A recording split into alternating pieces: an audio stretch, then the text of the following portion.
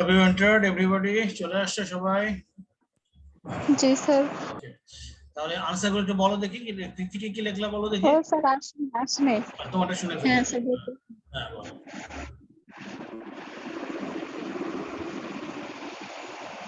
Sir natural মানে disaster,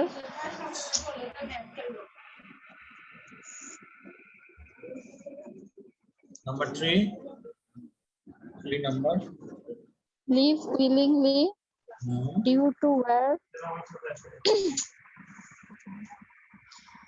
ravages of nature influenced by globalization, lived without apparent reason. আচ্ছা, আর কিছু লিখেছো না? এটাই শেষ। মুমতাহিনা কি লিখেছো? আচ্ছা, মুমতাহিনা কি লিখেছো বলো। উচ্চারণ করেছো মুমতাহিনা? অন্যরা আর কে কি লিখছো? আফরিন কয়েকটা বলতে বলতে পরে কানেক্ট চলে গেল, কানেকশন। ফারিয়া লিখেছো কটা? ফারিয়া আসছো তুমি? ফারিয়া বলো দেখি কয়েকটা কি লিখলা। Forced to settle in other parts of the world Yes. for great diasporas of histories is that Jewish people, Aryans from Central Europe to the Indian subcontinent, for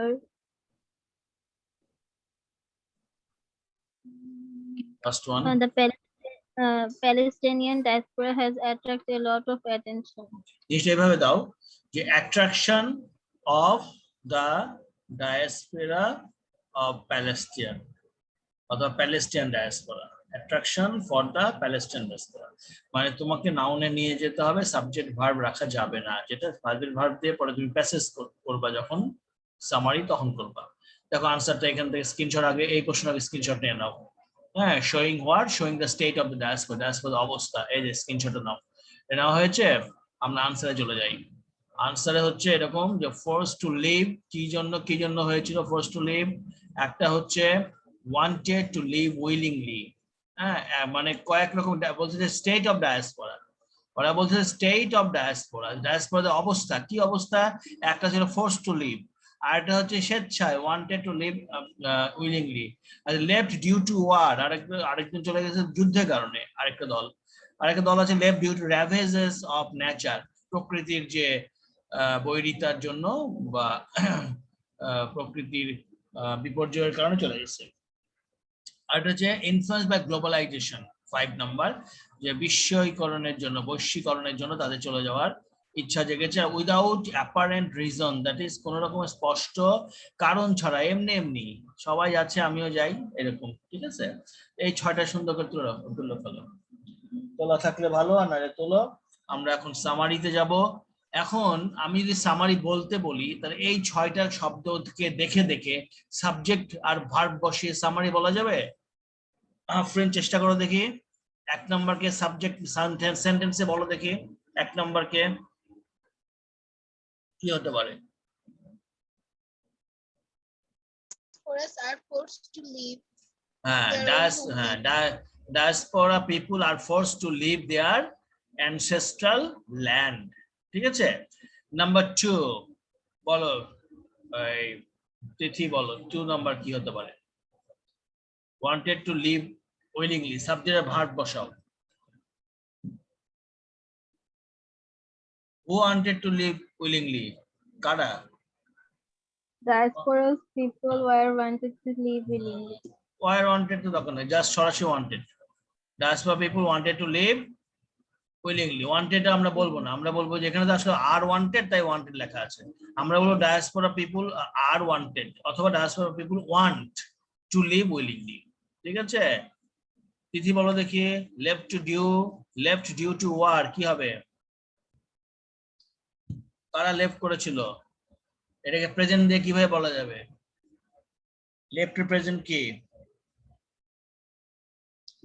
left present leave, আমরা কি বলতে পারি? diaspora people live due to war, leave their ancestral place or leave their land due to war, যুদ্ধের কারণে তারা স্থানান্তরিত হয়, ঠিক আছে? নাম্বার 4 বলো। left due to ravages of nature. Momtahina বলো এখানে দেখি। আফ্রিকান ডায়াসপোরা দেওয়া যাবে না? হ্যাঁ হ্যাঁ, তুমি ফর এক্সাম্পল বলে ফেলতে পারবা যে for example the African diaspora was left, বা প্লাস যেহেতু তখন সরাসরি left due to ravage of nature. Momtahina বলো 5 নাম্বারটাকে সাবজেক্ট এন্ড ভার্ব দিয়ে বলো। ইনফ্লুয়েন্স বাই গ্লোবালাইজেশন, এটা কিভাবে কারা ইনফ্লুয়েন্স হয় বলো দেখি। মমতাহিনা বাক্য বানাও দেখি এটা দিয়ে।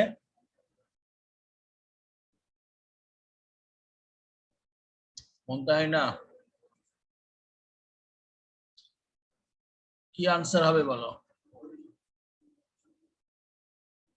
ইনফ্লুয়েন্স, মনে করো তোমাকে আমি বাক্য রচনা দিয়েছি, মানুষ শব্দ দিয়ে বাক্য রচনা দেয় না, তুমি যদি অনেক সুন্দর বাক্য লিখতে পারো, তোমার ফেসবুক পোস্টিং এ অনেক সুন্দর সুন্দর বাক্য পাই, তাহলে এখানে একটু বাক্য বানাও তুমি একটা, যে আমি ধরো যে এইসব কিছু দিই না, আমি গ্লোবালাইজেশন দিয়েছি, তুমি গ্লোবাল, মমতাহিনা আউট হয়ে আছে, ওর সাথে আমি কথা বলতেছি। আচ্ছা তৃতীয় বাক্যটা বলো, মমতাহিনা ঢুকতে থাকুক। ইনফ্লুয়েন্সড বাই গ্লোবালাইজেশন আছে, এটা মমতাহিনীকেই দিব। তিথি বলো লেফট উইদাউট অ্যাপারেন্ট রিজন, এটাকে বাক্য দিয়ে কিভাবে বলা যায়, তিথি বলো। Sir, they left without apparent they reason. Leave, যখন তুমি কারো এক্সাম্পল আচ্ছা, দিবা তখন অতীত বলবা, আর যখন এক্সাম্পল বাদ দিবা স্যার আরিয়ান্স এইটা আজকে অনেক প্রবলেম করতেছে। আমি বুঝছি, আমি তোমার সাথে কথা বলে যাচ্ছি, পরে দেখি তুমি নেটে ঢুকছো। তোমাকে 5 নাম্বারটা তোমার জন্য রেখেছি, সবাইকে বলে ফেলেছি। এখন বলো 5 নাম্বারটা লেখা আছে ইনফ্লুয়েন্স বাই গ্লোবালাইজেশন, মানে যারা গ্লোবালাইজেশনের দ্বারা উদ্বুদ্ধ হয়ে তারা ডায়াসপোরা হয়, এই কথাটাকে আমি ধরো তোমাকে আমি গ্লোবালাইজেশন দিয়ে একটা বাক্য রচনা দিয়েছি, তুমি যেভাবে বাক্য বানাও সেরকম একটা বাক্য বানাও, গ্লোবালাইজেশন দিয়ে একটা বাক্য বানাও, যেটাকে আমি তোমার প্যাসেজ ন্যারেশনে সরি সামারিতে ঢুকিয়ে দেবো। বলো গ্লোবালাইজেশনের কারণে ডায়াসপোরা হয়, এই কথাটাকে বুঝিয়ে বলো দেখি একটা বাক্য দিয়ে। তাই না, সাবজেক্ট কি হতে হবে, কারা কারা গ্লোবালাইজেশনের জন্য যায়, কি বলবা। তাই না, গ্লোবালাইজেশনের জন্য লিভ করে কারা,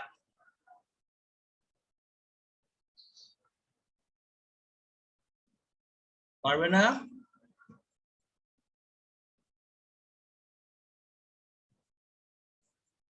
মমতাহিনা কি শুনতে পাচ্ছ, লিংকে আছো এখন।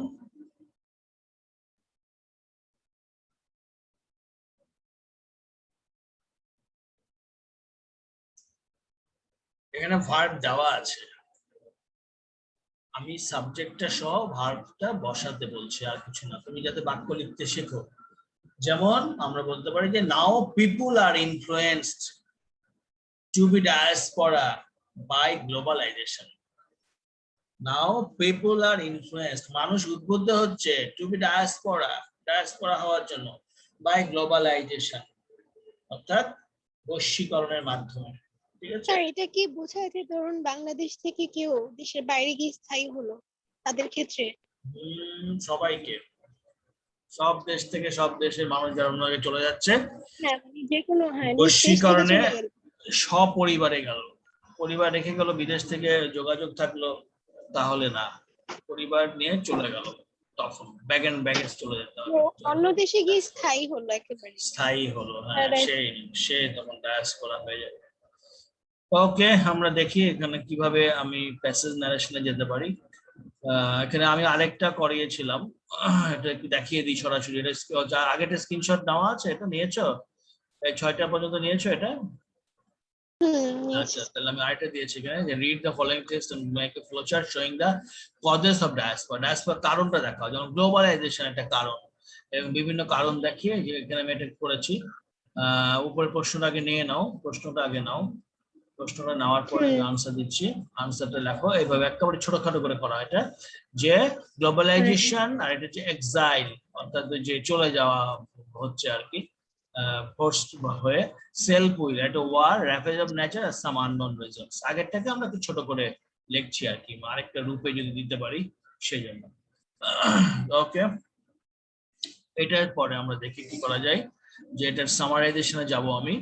তো তোমাদেরকে বাক্য তৈরি করতে বলছিলাম ওই জন্য যে আমি এটাকে বলেছিলাম যে আমাদের ট্রান্সফার ইনফরমেশন ট্রান্সফার দিয়ে আমরা করতে পারি আমাদের ছোট করে 10টা থেকে 5টা বানাতে পারি flowchart.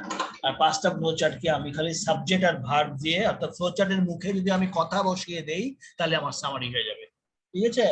If I make the flowchart words, phrases and clauses into sentence, if I turn the flowchart words, phrases and clauses into sentences, then that will be the passage, summary passage. Okay, so now you just listen to me and next you will take the screenshot.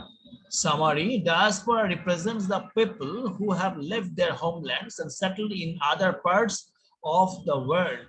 The diasporas take shelter in foreign countries, leaving their ancestral land either because they were forced to leave the country or they willingly left for a reason or both.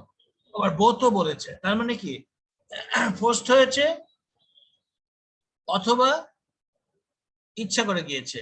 আরেকটা হচ্ছে forced হয়েছে, ইচ্ছা করেও চলে গেছে। আমাদের দেশে খুব অনাকাঙ্ক্ষিত একটা ঘটনা ঘটেছিল দুইটা সময়ে। একটা হচ্ছে 1965 সালে হিন্দু মুসলিম রায়টস হয় এই উপমহাদেশে, মুসলিম হিন্দুদের মধ্যে দ্বন্দ্ব, যেটা সংঘর্ষে পরিণত হয়েছিল।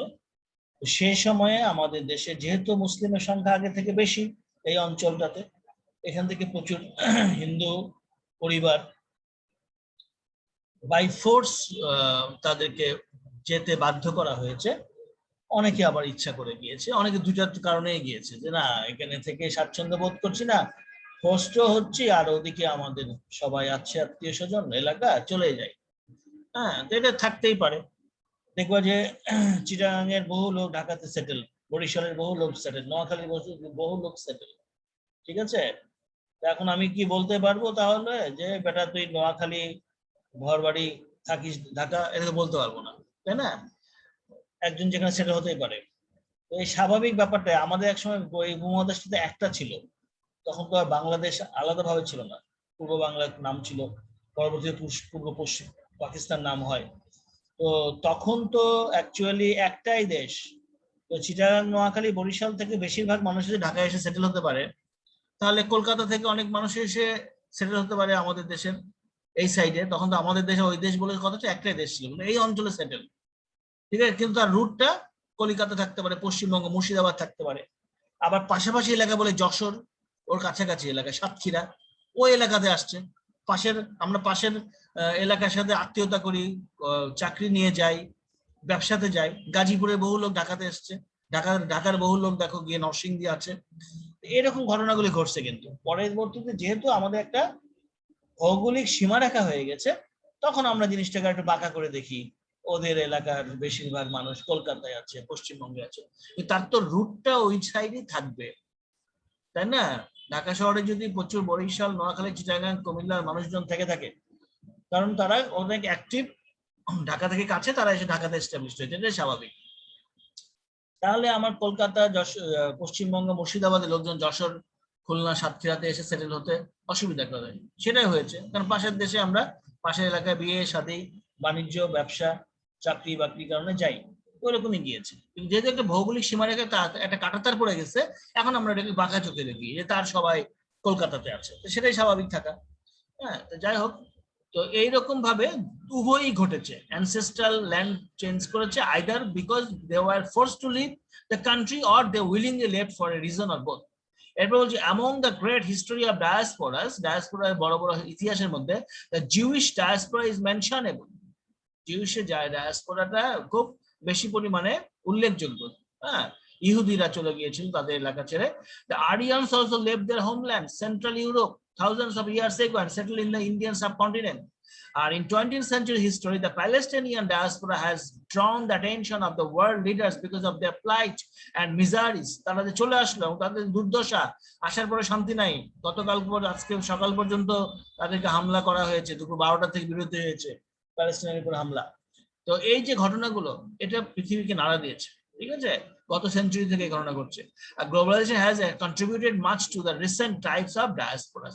গ্লোবালাইজেশন বর্তমানে এসে আর মারামারি ধাক্কাধাক্কি এলাকা খুব কম, বেশিরভাগই হচ্ছে বৈশ্বিকরণ। আমি বাংলাদেশে সেটেল হব না, থাকবো না, ভাল লাগছে না, চলে যাবো, উন্নতর জীবনযাপন করবো, ইউরোপ, আমেরিকা, অস্ট্রেলিয়া, কানাডা চলে যাচ্ছে এরকম, বা মধ্যপ্রাচ্যগুলিতে চলে যাচ্ছে, লিবিয়া চলে যাচ্ছে অনেকে, দেখবা ইয়াতে আছে, দুবাই আছে। হ্যাঁ, স্যার সামারিটা একটা দেখান। এই সামারি 3 থেকে শুরু হলো, দেখে নাও।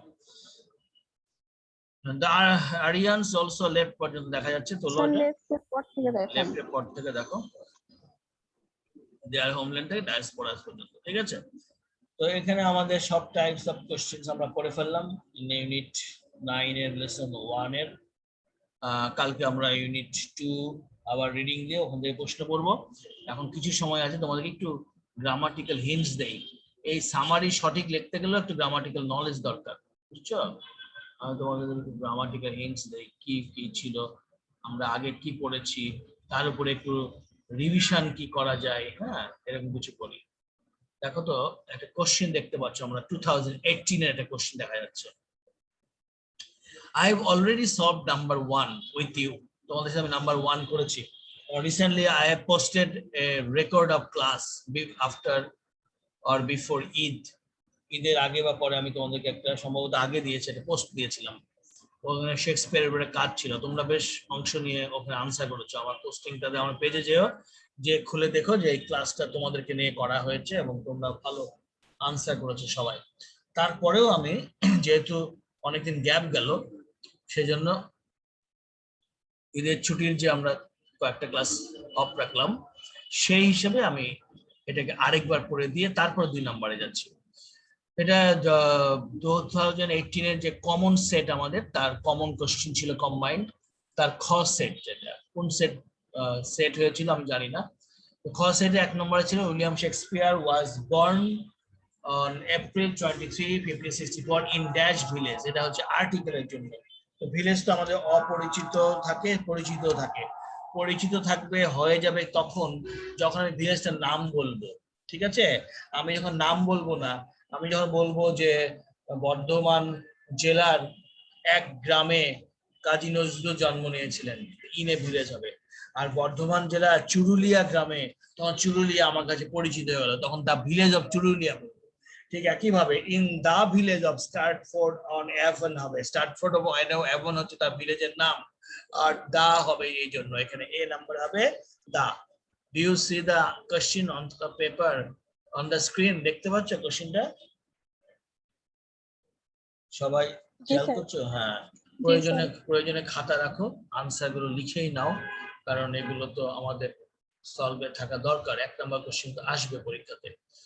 তাহলে in the village of Stratford and Avon in dash country of Warwickshire, এখানে ওয়ার্কশায়ার নাম দিয়েছে যেহেতু এখানে আমরা দি বলবো, in the country of Warwickshire his father John Shakespeare was dash farmer son. এইভাবে এটা হচ্ছে অনির্দিষ্ট, একজন কৃষকের সন্তান ছিলেন। A farmer son came to dash Stratford, came to dash Stratford. স্ট্যাটফোর্ডটা এখন আমার কাছে তোমার কোনো জায়গার বিখ্যাত কিছু না, তার কাছে আমি আর দি লেখার এ লেখার কোনো প্রয়োজন নাই, তাহলে আমরা ক্রস দিব। কেম টু স্ট্যাটফোর্ড, স্ট্যাটফোর্ডে এসেছিল about 1531 and began to prosper as dash trader in corn, একজন শস্য, গম, চামড়া ইত্যাদির ব্যবসায়িক হিসাবে। সেই ব্যবসায়ী কি ব্যবসায়ী? একজন ব্যবসায়িক বলতে পারি, ঠিক আছে? ই নাম্বার, একজন ব্যবসায়ী হিসেবে a trader in corn, wheat, leather and agriculture products.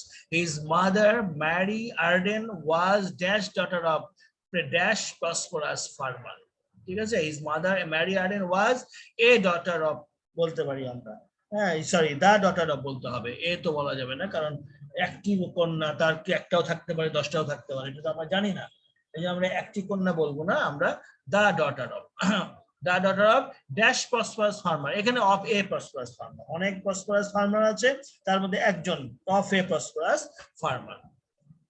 তারপর বলছে descended from dash old family, an old family, এসেছিল একটি ওল্ড ফ্যামিলি থেকে, an old family of mixed Anglo Saxon. এই দেখো তোমাদেরকে যেটা বলেছিলাম, Anglo Saxon and Norman blood. দেখছো কিভাবে ইংলিশ জাতি পরিবর্তিত হয়েছে, ঠিক আছে?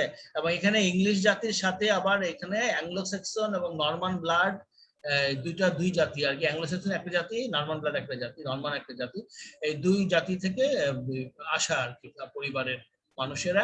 ইট is generally believe that neither dash poet's mother, ঠিক আছে, এখন পোয়েটকে নির্দিষ্ট করে বলছে Shakespeare, the poet's, neither the poet's mother nor is father could read or write, মা বাবা কেউ পড়ালেখা জানতো না।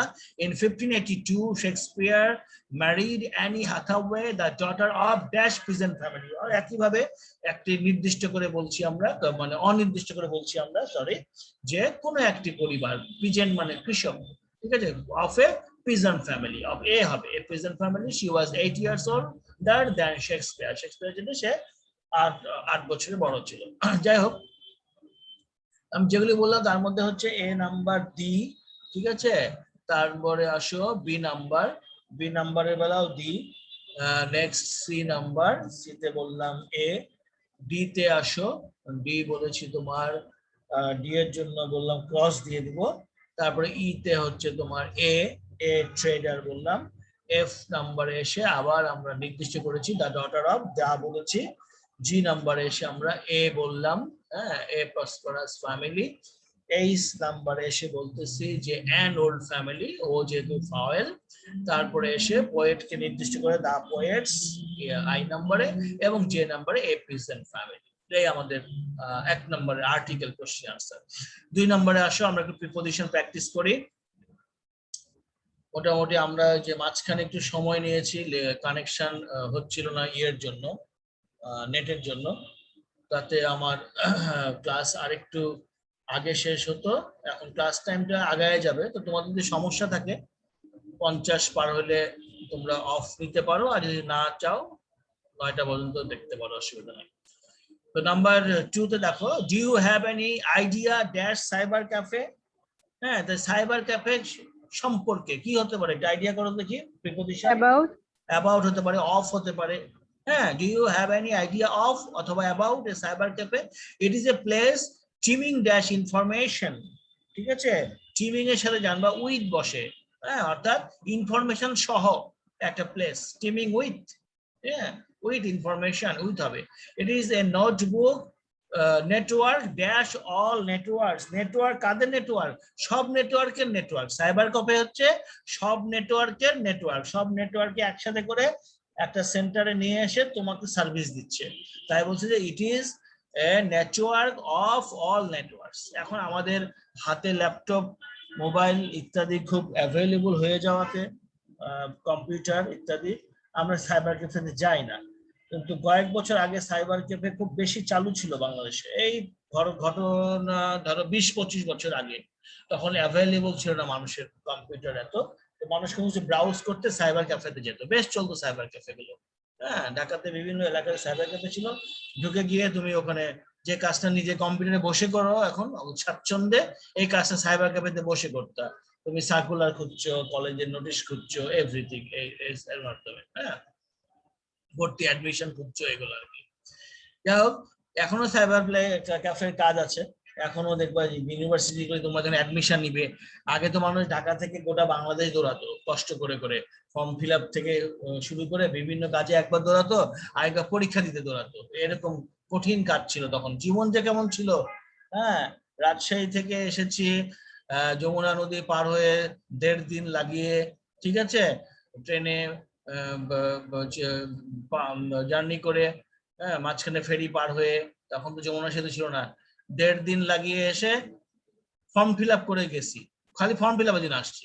ময়মনসিংহ এগ্রিকালচার ইউনিভার্সিটি করেছি, আবার ঢাকা ইউনিভার্সিটি করা লাগছে, পরে আবার আসছি বাস দিয়ে ঢাকা ইউনিভার্সিটি আবার করে গেছি, ঠিক আছে। তো এরকম ভাবে আমরা এই একবারে অ্যাপ্লিকেশন করতে দৌড়াতাম, আরেকবার পরীক্ষা দিয়ে দৌড়াতাম।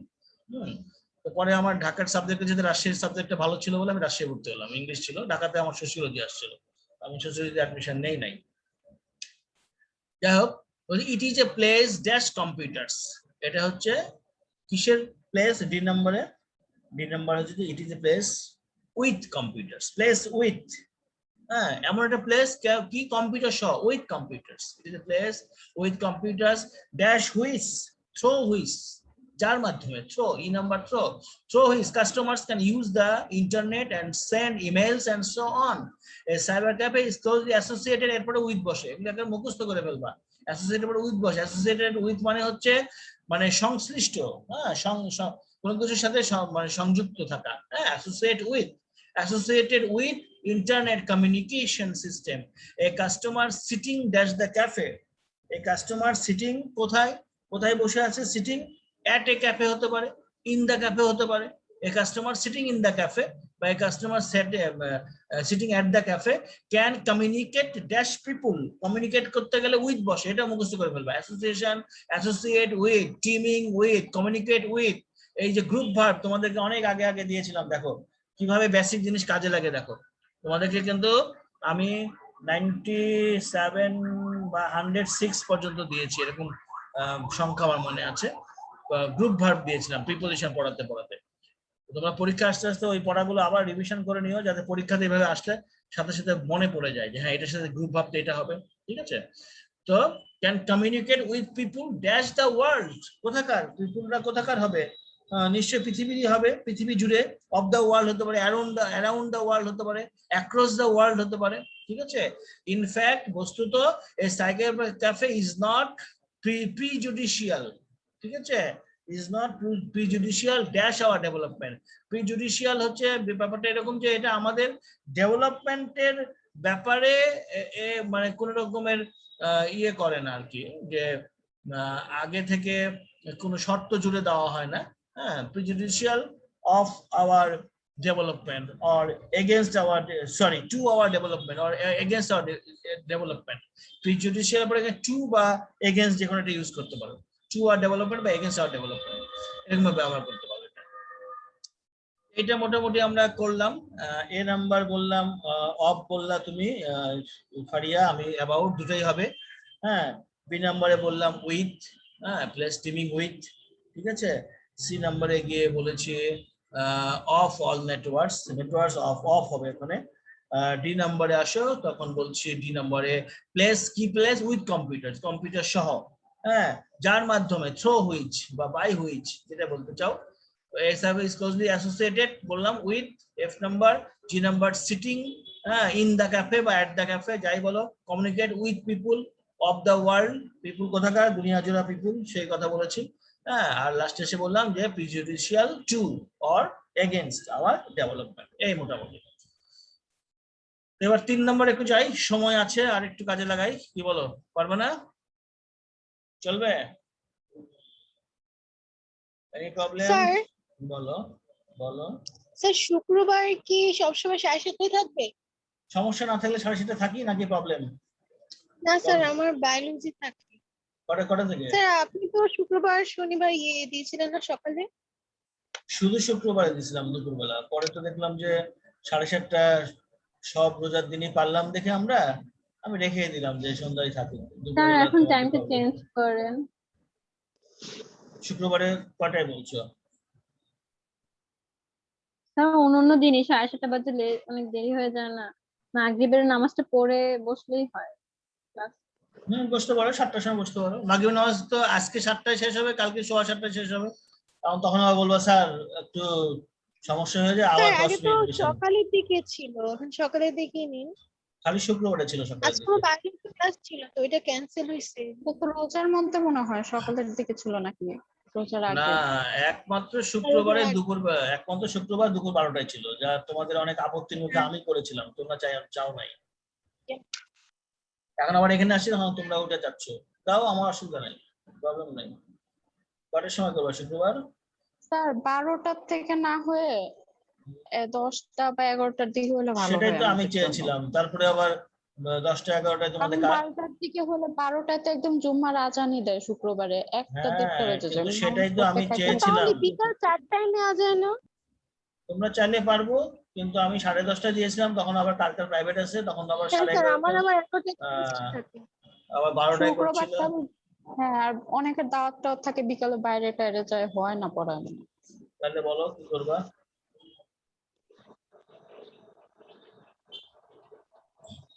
তোমরা যেটা বলবা সেটাই করবো। আর সকালে হলে 10টা বা 11টায় হলে ভালো হয়। সবাই আর কথা বলে নাইলে নাও, এভাবে সন্ধ্যায় থাকে। সবাই কথা বলে নাও আগে, নিজে নিজে তোমরা আলাপ করে নাও কার কয়টায় প্রাইভেট আছে বলে দিলে আমাকে মেসেঞ্জারে একটা টাইম পাঠাই দিবা। ফাইনাল 5 জন রান্নার নিচে লিখবা যে আমরা সবাই এই টাইমেই আছি, ঠিক আছে? তাইলে আমি ওই টাইমে হ্যাঁ, আমার সমস্যা নাই। ওই অন্য দিন আপনি আলাদাভাবে আসতে পারেন। একজন বললো আমার 11টায় সমস্যা নাই, আরেকজন বললো আমার 12টায় সমস্যা নাই, আরেকজন বললো আমার 11:30টায় সমস্যা আছে। তার থেকে সবাই মিলে তোমরা 5 জন 4 জন যে কয়জন আছো কথা বলে নিয়ে তারপরে তোমরা একটা টাইম ফিক্সড করে বলবো স্যার আমরা 5 জনে এই টাইমটা ঠিক করলাম শুক্রবারে। ওকে, আমি রেডি শুক্রবার ভোরবেলা থেকে মধ্যরাত পর্যন্ত, যখন তোমরা বলো আমি করবো। আর সন্ধ্যা 7টা যদি চাও আপাতত করতে পারো, কিন্তু আমি কেন চেঞ্জ করি নাই জানো 7:30 থেকে, আর কারণ কদিন পরে আবার 7টার সময় আজানই হবে, তখন বলবো স্যার আজানের সময় তো পড়া যায় না, তাহলে 7:15 করেন স্যার, তাই বলবো। তো এই জন্য আমি চাইছিলাম যে লাফালাফি না করে ফিক্সড রাখি 7:30। ঠিক আছে হ্যাঁ সন্ধ্যায় হলে। হ্যাঁ বলো। বললাম সন্ধ্যা হলে 7:30টাই ঠিক আছে, আজানের নিয়ম মানে সময় তো একটু চেঞ্জ হবে। আজান আচ্ছা আজকে তাহলে আমি বায়োলজি মিসের সাথে কথা বলে টাইমটা যদি ফিক্সড হয় সকালে তাহলে 7:30টায় করবো হ্যাঁ, তো ইংলিশটা। তোমরা শুক্রবারে তোমাদের পছন্দের একটা টাইম দিও, আর অন্য বারগুলোতে 7 থেকে 7:30 যখন বলবো আমি তখনই করব, অসুবিধা নাই। আবার যদি মনে করে স্যার বিকাল 5:30 থেকে আপনি 7টার মধ্যে কমপ্লিট করে দেন, আমি তাও রাজি আছি। সোজা কথা তোমাদেরকে আমি পূর্ণ স্বাধীনতা দিলাম, তোমরা আজকে থেকে 4 জন একসাথে কথা বলে আমাকে শনি সোম বুধ শুক্র 4টা দিনের একটা ফাইনাল টাইম দিবা। এখন থেকে আমি আর টাইম বলবো না, তোমাদের কাছে আমি ফাইনাল টাইম দিব, কিন্তু 5 জনে একমতের টাইম হতে হবে, ঠিক আছে? এবং বহুদিন ধরে ওই টাইম থাকতে হবে, কদিন পর চেঞ্জ করলে তখন প্রত্যেকেরই কাজের ডিস্টার্ব হয়, এটা করবা না, ঠিক আছে?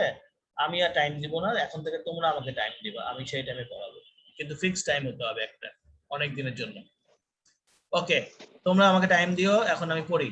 আগামী কাল থেকে যে কোনো দিন 12টা তোমরা তো আগে ঠিক ছিল না, এইবার ফাস্ট ফুডের 7টার দিকে আবার তোমরা একেবারে পূজার লিখে time। দিবা, তোমরা একবার এইভাবে লিখে দিবা যে শনি এত, সোম এত, বুধ এত, শুক্র এত, এবং আমরা সবাই এতে একমত, এই কথাটা লিখে আমাকে মেসেঞ্জারে কাল থেকে যে কোনো টাইমে জানাবা, ঠিক আছে? সবাই আলাপ করে নিও নিজেরা। আচ্ছা আমরা একটু পড়ি, দেখো নাম্বার 3-তে আমাদের আর 1 মিনিট 2 মিনিট আছে, নাহলে থাক 9টা বাজে যাচ্ছে, পড়ার দরকার নাই। এই দুটো আমরা করলাম, ঠিক আছে? তা আমরা যে প্রতিদিন 4টা, এখন কথাটা যদি না হতো এত, আমি 4 পর্যন্ত কভার করে দেওয়ার ইচ্ছা ছিল। হ্যাঁ, তো 4টা হলো আমাদের টোটাল 12টা কোশ্চিন। দেখো আমরা সপ্তাহে অন্তত একটা কোশ্চিন শেষ করতে পারবো। আমাদের এখন সেকেন্ড ইয়ারের আগে তো বেশি দরকার নাই, তো আমরা বেসিক তো মোটামুটি পড়েছি, আবার রিভিশন লাগবে, ওগুলি বেসিক তোমাদের এখন আয়ত্তে আসে নাই, বারবার রিভিশন লাগবে, প্র্যাকটিস শিট বারবার করা লাগবে, প্র্যাকটিস শিট গুলো বলে বলে যাচ্ছ তোমরা। তো সেগুলা যখন সেকেন্ড ইয়ারের চাপ থাকবে, আমাদের কলেজেও আমরা সেকেন্ড পেপার কোশ্চিন করলেও একটু কমই করি সেকেন্ড পেপার কোশ্চিন, কারণ আমাদের আসলে ফার্স্ট পেপারই শেষ করার কথা সব কলেজে, কিন্তু আমরা বাচ্চারা ভুলে না যায় এই জন্য আমরা হ্যাঁ, দুটো পেপার আমাদের রেখেছি। পরের বলো। যে এক্সামটা হবে এটা কি ফার্স্ট ইয়ার ফাইনাল হবে না না সেকেন্ড? না না না, এটা second term, first year final হবে এর পরেরটা, ঠিক আছে? এবং রেডি থেকো সেকেন্ড টার্মের জন্য, আমি তোমাদের অলরেডি বিষয় বলে দিয়েছি। আমি সেকেন্ড টার্মে সেকেন্ড পেপার থেকে রাইটিং দেব, সেকেন্ড পেপার থেকে গ্রামার দেব, মডিফায়ার্স এবং ন্যারেশন সম্ভবত বলেছিলাম, কিংবা হ্যাঁ এরকম কিছু, মানে গত যে 2 দিন যেটা দিয়েছি গতবার তার থেকে অন্য আইটেম দেব। হ্যাঁ, আর তার সাথে একটু ফার্স্ট পেপার লাগিয়ে দেবো। এইভাবে আমরা এই পরীক্ষাটা একটু সেকেন্ড পেপার গুরুত্ব দিয়ে করছি, যেহেতু আমাদের লাস্ট পরীক্ষা এটা এই ইয়ারের, আর ফাইনালে গিয়ে আমরা ফার্স্ট পেপার বেশি দিব, অ্যানুয়ালে সেকেন্ড পেপার কমও দিব না আবার খুব বেশিও দিব না। এইভাবে দিয়ে আমরা ফার্স্ট পেপার সেকেন্ড পেপার মিলিয়ে শেষ করবো। হ্যাঁ, আবার সেকেন্ড ইয়ারে যখন যাব তখন সেকেন্ড পেপার বেশি পড়া দিব আমরা পরীক্ষাতে, আর ফার্স্ট পেপার তখন কম দেব। এইভাবে আমাদের কলেজে চলছে, 2 পেপার তোমাদের চর্চা রাখা যাবে। তোমাদের মেয়েদের সাথে আফরিন আলাপ করো যে এই এই আইটেম সেকেন্ড পেপার থেকে বেশি আসতেছে, স্যার এইভাবে প্রস্তুতি নিতে বলছে আর কি, যেটা তোমাকে বলেছিলাম ওইভাবে আলাপ করে। ওকে, দেখো তাহলে আমরা 1-2 বন্ধু থাকলাম, এখন থেকে হিসাব করো যে আমাদের 12টা কোশ্চেন থাকে ফার্স্ট পেপারে, সেকেন্ড পেপারে 12টা কোশ্চেন থাকে। প্রতিদিন আমরা ফার্স্ট পেপার পড়ার পর মিনিমাম 4টা কোশ্চেন করবো। 4টা কোশ্চেন করলে আমাদের 3-4-এ 12টা কোশ্চেন হয়ে যাবে, একটা কোশ্চেন কমপ্লিট হবে। অর্থাৎ আগামী শনি সোম বুধ এর মধ্যে আমরা এই 18 সাল কমপ্লিট করবো 12টা কোশ্চেন। এবং শুক্রবার দিন ফার্স্ট পেপার পড়ার শেষে আমি এই এইচএসসি 2018 এর খ সেটের 3টা রাইটিং পার্ট আছে, 4টা রাইটিং পার্টি আমি দিয়ে দিব নোট, ঠিক আছে? তো পরীক্ষা যদি সেকেন্ড পেপার এখন দিতে না চাও না দাও, কিন্তু নোটগুলো মুখস্থ করে করে রাখো, কারণ পরে কিন্তু নোট পাগল হয়ে যাবা তখন, যে স্যার এত পড়া কিভাবে পড়বো। এই জন্য আমি কিন্তু রেগুলারিটিতে বিশ্বাসী, বুঝছো? ওই শেষে তোমাকে চাপ দিয়ে 100টা নোট দিয়ে বললাম পড়ে ফেলো, ওতে পড়ালেখা হয় না। আমি প্রতিদিন কিছু কিছু করব, first paper second paper writing, তোমরা 2 পেপারে রাইটিং সহ কোর্স করতে থাকো। পড়ালেখাটা একটা প্র্যাকটিসের জিনিস, অনেক করতে করতে করতে করতে একসময় আয়ত্তে আসবে।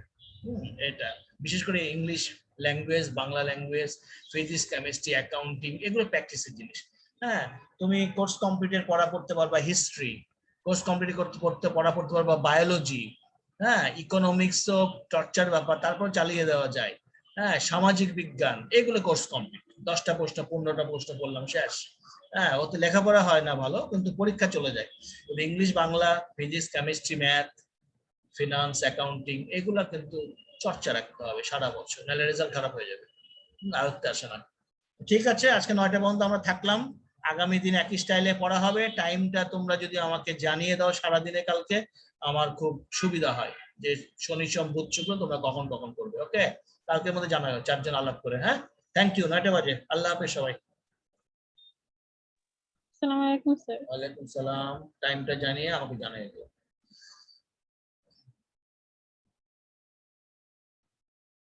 আসসালামু আলাইকুম স্যার। ওয়ালাইকুম আসসালাম।